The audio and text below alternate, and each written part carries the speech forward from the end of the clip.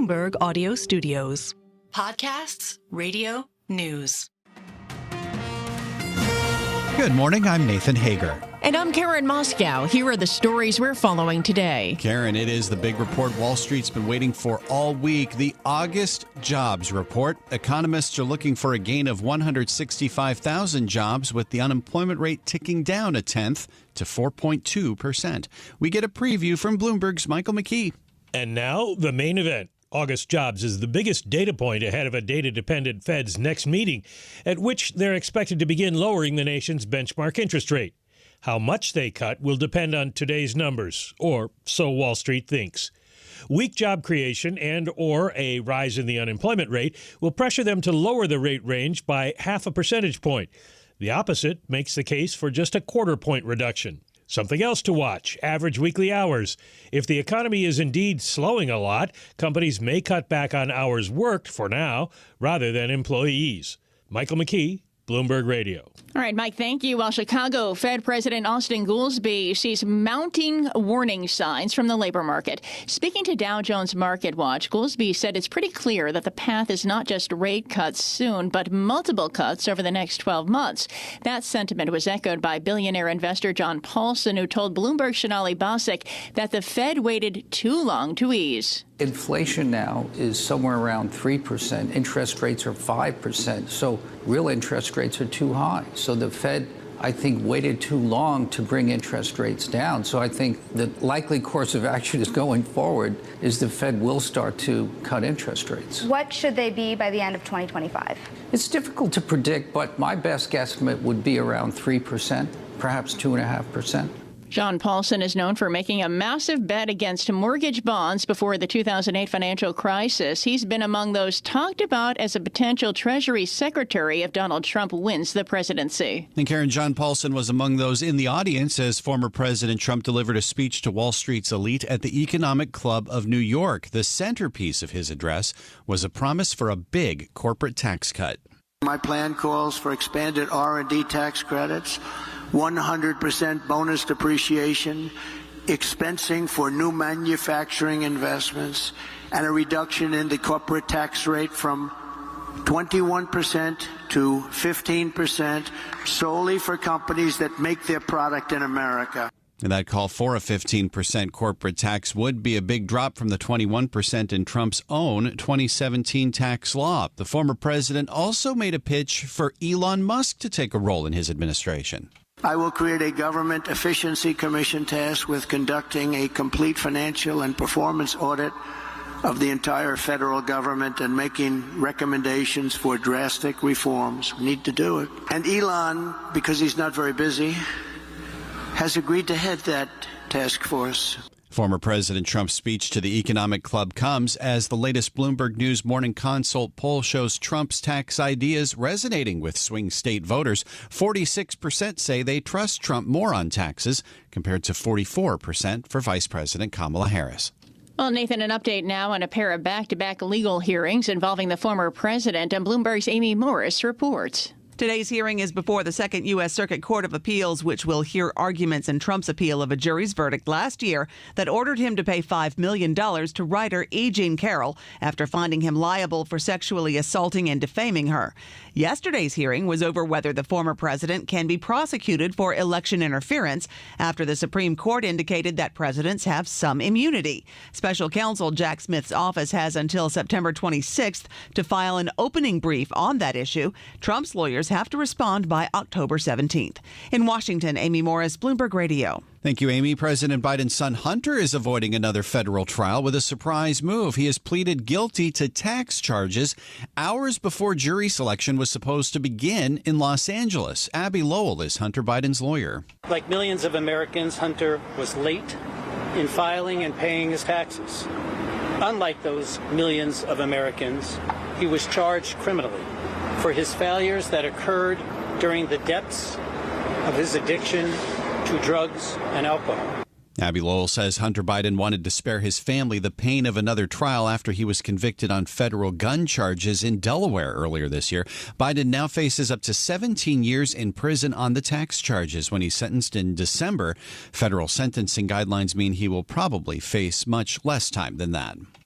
Well, Nathan, the money keeps pouring in for Kamala Harris. She raised $361 million in August. That's almost 3 times more than Trump did last month.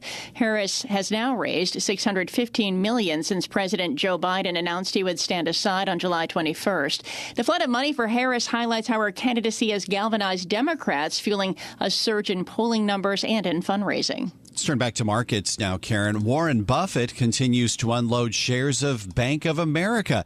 Bloomberg's John Tucker is here with the details. Good morning, John. Do we know why Buffett is selling? Simply put, no, Nathan. Buffett has offered no public explanation for his decision to pull back. In the latest round of these transactions, Buffett's Berkshire Hathaway liquidated $760 million of the stock since Tuesday. So this extends his sales of Bank of America since mid-July. The selling means he's reaped about $6.97 billion. This was all disclosed in a regulatory filing. Now, if Berkshire keeps selling its stake in the second largest U.S. bank, could soon slide below 10%. That's the threshold for quick disclosures. Once he controls less than that, the transactions become a little murky.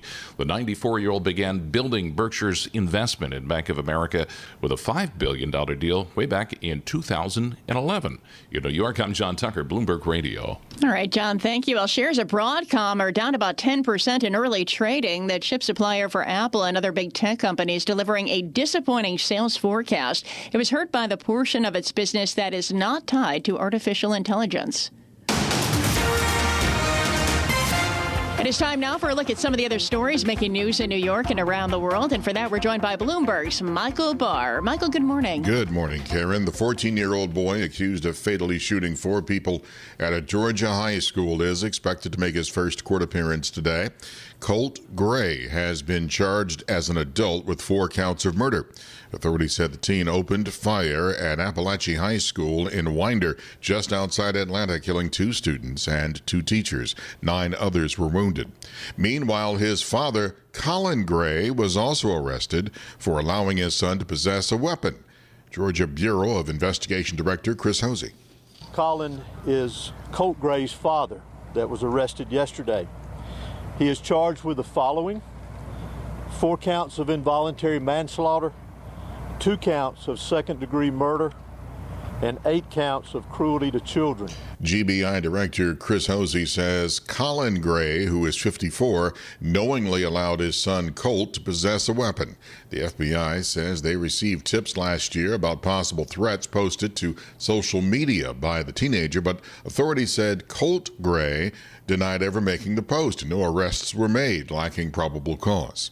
Secretary of State Antony Blinken said he expects the U.S. and other mediators to present a new proposal for a hostage exchange and ceasefire between Israel and Hamas in the coming days. Secretary Blinken said every day without an agreement makes the ceasefire and hostage release harder to reach. As close as I believe we are to getting a ceasefire agreement, every day that goes by where it is not finalized and the parties don't say yes, period, is a day in which something else happens. And there is an intervening event, which simply pushes things off. Secretary Blinken made his comments while in Haiti. Blinken also announced another $45 million in U.S. aid to Haiti. Sweeping federal raids targeted several top mayoral aides and officials in New York City. Federal authorities issued subpoenas and seized New York City Police Commissioner Edward Caban's cell phone. The mayor's chief counsel says there is no indication Mayor Adams is the target of any investigation. For months, the feds have been investigating whether Adams and his 2021 campaign took illegal foreign money. But according to ABC, this investigation is different. Global news 24 hours a day, whenever you want it, with Bloomberg News Now. I'm Michael Barr. This is Bloomberg, Karen. All right, Michael Barr, thank you.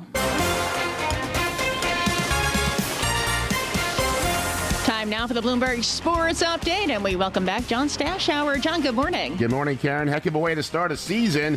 Rematch of last year's AFC Championship game. Quarterbacks with multiple MVPs, and the game literally not decided until the final play. The Ravens and Chiefs both scored on their first possessions of the season. Kansas City went up by 10. Baltimore was down 7. When it took over at its own 13-yard line under 2 minutes left, the Ravens drove. It appeared that Lamar Jackson had hooked up with Isaiah Likely on a touchdown, but with zeros on the clock, replay determined Likely had his toe out of bounds. The Chiefs won 27-20. Patrick Mahomes, 20 of 28. Rookie Xavier Worthy, 2 KC touchdowns, one on a catch, the other on a run. Jackson in defeat ran for a game-high 122 yards. Come back at the U.S. Open. Jessica Pegula trounced in the first set by Carolina Muchova. 6-1, she came back. Won the next two, 6-4, 6-2. Looking a little rough there for a while, but somehow I found a way and was actually able to play some really good tennis and keep that momentum, a lot through that third set and close it out. But yeah, I thought in the third we had some really good tennis, end of the second and the third.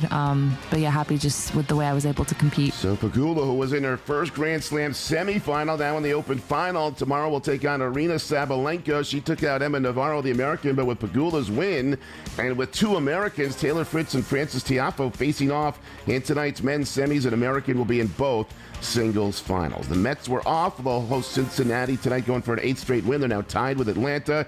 Yankees first series at Wrigley Field since 2017, day game with the Cubs. John Stashower, Bloomberg Sports. Karen, Nathan. Coast to coast on Bloomberg Radio, nationwide on Sirius XM, and around the world on Bloomberg.com and the Bloomberg Business app. This is Bloomberg Daybreak. Good morning, I'm Nathan Hager, continuing our focus on politics and the economy with hedge fund billionaire John Paulson. He joined Bloomberg's Sonali Basak for a conversation on the Fed, interest rates, and Donald Trump. Paulson has served as an economic advisor to the former president. The interview began with a question about the deficit. Let's listen in. I'm not that concerned because the reduction in corporate taxes was just for a segment of the corporate population, and it concerned those that are involved in U.S. manufacturing. Overall, currently we have about a $2 trillion deficit under the current administration. So President Trump feels confident that could be reduced several ways.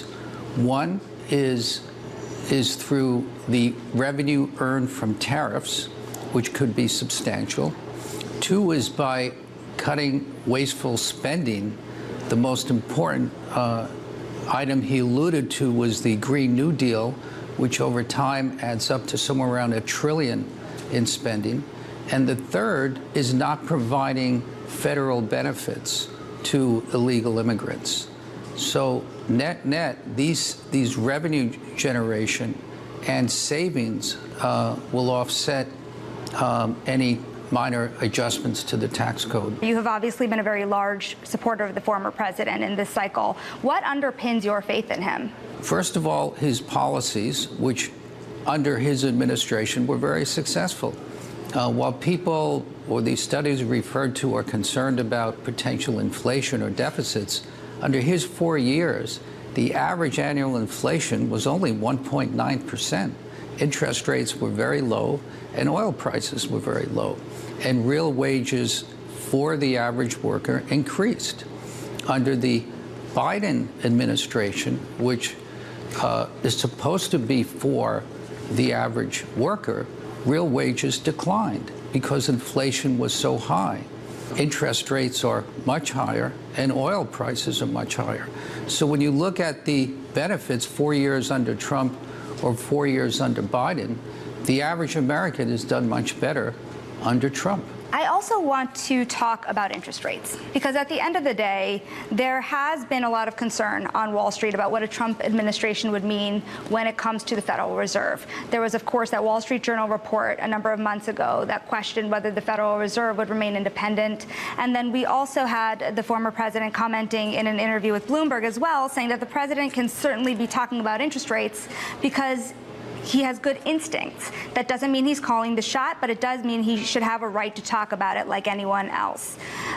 Do you share that concern that he could potentially damage the reputation of the Federal Reserve as an independent organization? No, I don't share that concern. I think it is important for the president and the White House and the Treasury Secretary to comment on economic policy, including interest rate policy.